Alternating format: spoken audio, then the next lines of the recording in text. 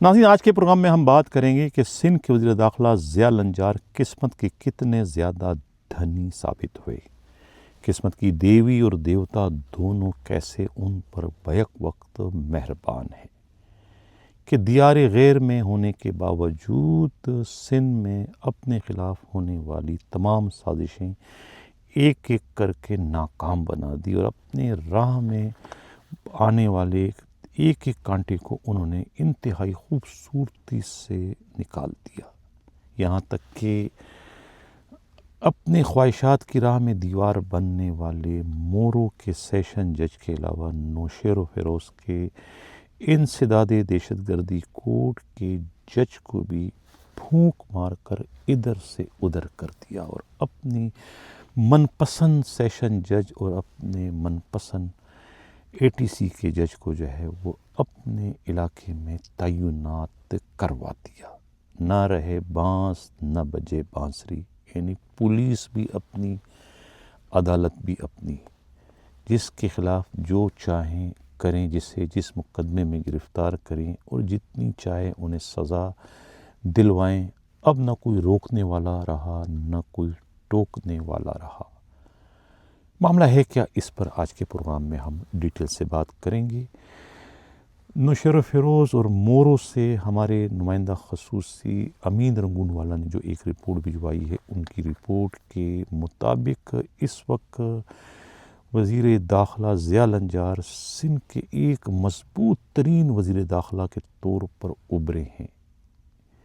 اب ان کی راہ میں کوئی رکاوٹ نہیں رہی، تمام رکاوٹوں کو وہ ایک ایک کر کے گراتے ہوئے آگے بڑھ رہے ہیں۔ اس وقت جو بہت بڑی رکاوٹ ان کے راہ میں آ رہی تھی سیاسی، جو انہیں ان کے سلطنت سے محروم کرنے کے در پر تھا، سہیل انور سیال، اس کی راہ میں بھی بہت بڑی رکاوٹ خود وزیر داخلہ نے کھڑی کروا دی، یعنی ایک طریقے سے ان پر ہمیشہ ہمیشہ کے لیے وزارت داخلہ کے دروازے بند کروا دیے، خود بلاول زرداری بھٹو کے ذریعے۔ یہ ایک بہت بڑا کارنامہ ہے خود ضیاء النجار کا، جس پر ان کی جتنی بھی تعریف کی جائے کم ہے۔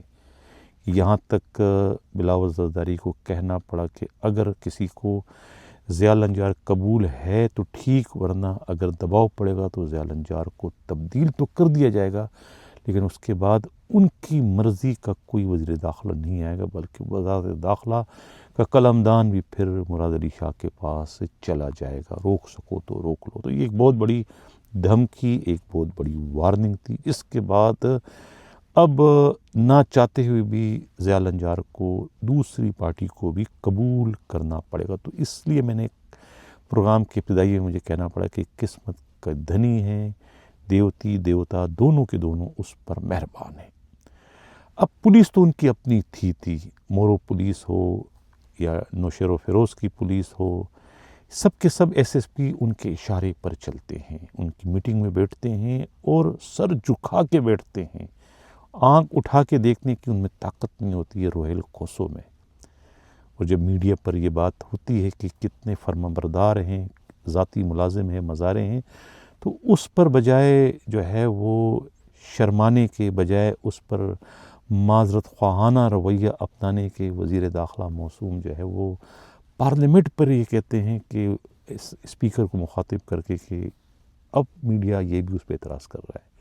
یہ سب ہمارے ماتحت ہیں، انہیں ہمارے سامنے جو ہے وہ سر جھکا کے بیٹھنا چاہیے، یعنی کہ یہ ان کو کہنا پڑا۔ تو پولیس تو ان کی جیب میں تھی، ایک ہی راستے میں رکاوٹ تھی، خود مورو کی عدالتیں، مورو کے ایڈیشنل سیشن جج فائق علی پٹھان صاحب، جو کہ ایمانداری، دیانتداری، اصول پرستی میں اپنا کوئی ثانی نہیں رکھتے، وہ ان کے راستے میں بہت بڑی رکاوٹ تھے۔ خود زاہد لغاری اور عرفان لغاری، جو دو جی ایس این کے کارکنوں کا مرڈر ہوا تھا 20 مئی کو، ضیاء النجار کے گھر کو آگ لگانے کے واقعے کے بعد، تو الزام تو یہی ہے کہ انہیں پولیس نے پکڑ کر جعلی مقابلے میں ہلاک کیا۔ اب ان کے ورثاء نے جو ہے وہ 22A کی پٹیشن کر دی تھی، خود ضیاء النجار ان کے دوست علی ماچھی وغیرہ کے خلاف 18-20 اس میں سابقہ SSP ملک سنگار بھی تھے. وہ پٹیشن جو ہے خود ایڈیشنل سیشن جج فائق علی پٹھان کی مورو والی عدالت میں تھی، اور وہ باقاعدہ ان کے خلاف فیصلہ دینے جا رہے تھے. انہیں احساس ہو گیا تھا کہ یہ ہمارے خلاف پرچہ ہو جائے گا، FIR ہو جائے گی اگر اسے نہ روکا گیا. کوششیں بہت کی فائق علی پٹھان کو منانے کی، انہیں راضی کرنے کی، انہیں ہینڈل کرنے کی، لیکن وہ چونکہ اصول پرست تھے، وہ ان کے روب دبدبے میں نہیں ہے. وہ ناک کی سیٹ پر قانون کے مطابق اپنا کام کر رہے تھے، جس کے بعد انہوں نے ہائی کورٹ کا راستہ اختیار کیا. وہاں اپیل پہ گئے اور مقدمہ وہ جیت گئے، اور وہ کیس ان کے خلاف درج نہ ہو سکا.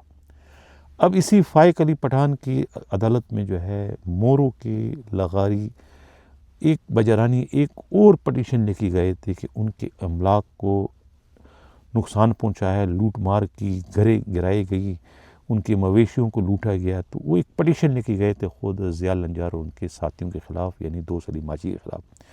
اب اس پٹیشن پر جو ہے 30 ستمبر کو فیصلہ ہونے جا رہا تھا.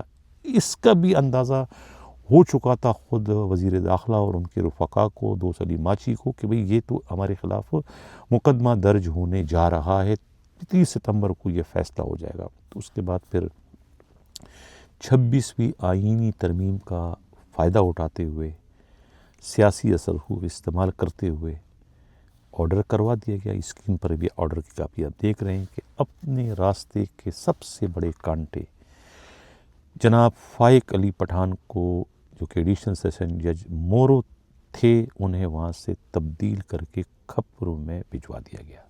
یہ آرڈر کی کاپی آپ دیکھ رہے ہیں.